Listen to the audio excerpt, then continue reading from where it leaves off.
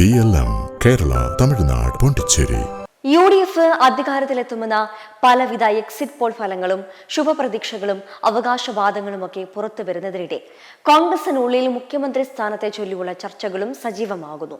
പ്രതിപക്ഷ നേതാവ് എന്ന നിലയിൽ കഴിഞ്ഞ 5 വർഷം സഭയിൽ സർക്കാരിനെതിരെ പോരാടിയ VD സതീശൻ മുഖ്യമന്ത്രി സ്ഥാനത്തേക്ക് സ്വാഭാവികമായും പരിഗണിക്കപ്പെടുമ്പോൾ തന്നെ അദ്ദേഹത്തിന് മുന്നിലുള്ള ചില രാഷ്ട്രീയ കടമ്പകളും പാർട്ടിയിലെ ഒരു വിഭാഗം ഉയർത്തുന്ന വിയോജിപ്പുകളും ചർച്ചയാവുകയാണ്. പ്രതിപക്ഷ നേതാവ് എന്ന നിലയിൽ VD സതീശൻ പുലർത്തുന്ന പ്രവർത്തന ശൈലിയിൽ കോൺഗ്രസിലെ ഒരു വിഭാഗം നേതാക്കൾക്കിടയിൽ ഭിന്നാഭിപ്രായമുണ്ട്. സഭയ്ക്കുള്ളിലെ പ്രസംഗങ്ങളിലും മാധ്യമങ്ങളുമായുള്ള ഇടപെടലുകളിലും സതീശൻ മികച്ച നിലവാരം പുലർത്തുമ്പോഴും ഒരു മുന്നണി സംവിധാനത്തെ നയിക്കുമ്പോൾ വേണ്ട കൂട്ടായ നേതൃത്വം പലപ്പോഴും ദൃശ്യമാകുന്നില്ല എന്നതാണ് പ്രധാനപ്പെട്ട വിമർശനം. മുതിർന്ന നേതാക്കളെയും ഘടകകക്ഷികളെയും വിശ്വാസത്തിലെടുക്കുന്നതിൽ കരുണാകരൻ ആന്റണി കാലഘട്ടത്തിലെ നയചാതുരി സതീശൻ പുലർത്തുന്നില്ലെന്ന ആക്ഷേപം ഹൈക്കമാൻഡിന് മുന്നിലും എത്തിയിട്ടുണ്ട്. K. സുധാകരൻ KPCC അധ്യക്ഷനായിരുന്ന കാലയളവിൽ പ്രതിപക്ഷ നേതാവുമായി നിലനിന്ന അസ്വാരസ്യങ്ങൾ പാർട്ടി പ്രവർത്തകർക്കിടയിൽ ഇപ്പോഴും ചർച്ചയാണ്. സുധാകരന്റെ ശൈലിയും VD സതീശന്റെ നിലപാടുകളും പലപ്പോഴും ഒത്തുപോകാതിരുന്നത് സംഘടനയുടെ കരുത്തിനെ ബാധിച്ചുവെന്ന് ഒരു വിഭാഗം കരുതുന്നു. പ്രത്യേകിച്ച് സുധാകരന്റെ കണ്ണൂർ സീറ്റുമായി ബന്ധപ്പെട്ട ചർച്ചകളിൽ സതീശൻ സ്വീകരിച്ച നിലപാടുകൾ സുധാകരൻ അനുകൂലികളിൽ അമർഷമുണ്ടാക്കിയിട്ടുണ്ട്. ഈ വിഭാഗം നേതാക്കളുടെ നിലപാട് മുഖ്യമന്ത്രി തെരഞ്ഞെടുപ്പിൽ നിർണായകമാകും. സതീശന്റെ വിട്ടുവീഴ്ചയില്ലാത്ത നിലപാടുകൾ അദ്ദേഹത്തിന് ഒരു സ്വതന്ത്ര പ്രതിച്ഛായ നൽകുന്നുണ്ടെങ്കിലും കേരളത്തിലെ ബഹുസ്വര രാഷ്ട്രീയ അന്തരീക്ഷത്തിൽ അത് വെല്ലുവിളിയാകുന്നു എന്ന വിലയിരുത്തലുമുണ്ട്. ഭൂരിപക്ഷ ന്യൂനപക്ഷ സമുദായ സംഘടനകളുമായി സതീശൻ നടത്തിയ തുറന്ന പോരുകൾ തെരഞ്ഞെടുപ്പിൽ തിരിച്ചടിയായോ എന്ന ഒരു വിഭാഗം ആശങ്കപ്പെടുന്നു.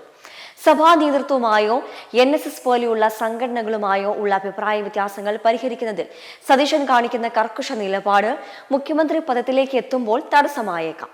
നിയമസഭയിൽ മികച്ച പാർലമെന്ററിയനായി സതീശൻ ശോഭിക്കുമ്പോഴും താഴെത്തട്ടിൽ സർക്കാരിനെ മുട്ടുകുത്തിക്കുന്ന തരത്തിലുള്ള ബഹുജന സമരങ്ങൾ സംഘടിപ്പിക്കുന്നതിൽ അദ്ദേഹം പരാജയപ്പെട്ടുവെന്ന വിമർശനമുണ്ട്. തൃക്കാക്കര, പുതുപ്പള്ളി, പാലക്കാട് തുടങ്ങിയ ഉപതെരഞ്ഞെടുപ്പുകളിലെ വിജയത്തിന്റെ ക്രെഡിറ്റ് സതീശൻ ഏറ്റെടുക്കുമ്പോൾ തന്നെ CPM-മായി നേരിട്ട് പോരാട്ടം നടന്ന ചേലക്കര പോലെയുള്ള ഇടങ്ങളിൽ ആ മുന്നേറ്റം കാഴ്ചവെക്കാൻ കഴിഞ്ഞില്ല എന്നത് അദ്ദേഹത്തിനെതിരെ ആയുധമാക്കപ്പെടുന്നു. KC വേണുഗോപാലിനെ പോലെയുള്ള മുതിർന്ന നേതാക്കൾ ഡൽഹി കേന്ദ്രീകരിച്ച് സജീവമായിട്ടുള്ള സാഹചര്യത്തിൽ മുഖ്യമന്ത്രിയെ നിശ്ചയിക്കുന്നതിൽ ഹൈക്കമാൻഡിന് വ്യക്തമായ മുൻതൂക്കമുണ്ടാകും. നിയമസഭയ്ക്ക് പുറത്തുനിന്നുള്ള ഒരാളെ മുഖ്യമന്ത്രിയാക്കാനുള്ള നീക്കമുണ്ടായാൽ അതിനെ സതീശൻ എങ്ങനെ പ്രതിരോധിക്കും എന്നതും നിർണായകമാണ്. രമേശ് ചെന്നിത്തലയെ പോലെയുള്ള മുതിർന്ന നേതാക്കളുടെ നിലപാടുകളും സതീശന്റെ മുഖ്യമന്ത്രി മോഹങ്ങൾക്ക് മുന്നിലെ വലിയ കടമ്പകളാണ്. UDF-ലെ ഏറ്റവും വലിയ രണ്ടാമത്തെ കക്ഷിയായ മുസ്ലിം ലീഗിന്റെ നിലപാടും മുഖ്യമന്ത്രി നിർണയത്തിൽ നിർണായകമാണ്.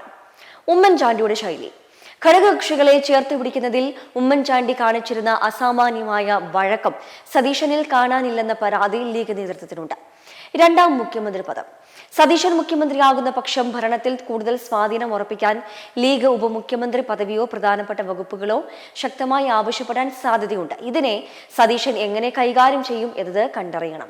മുഖ്യമന്ത്രിയെ നിശ്ചയിക്കുന്നതിൽ പുതിയതായി തിരഞ്ഞെടുക്കപ്പെടുന്ന MLA-മാരുടെ പിന്തുണ നിർണായകമാണ്.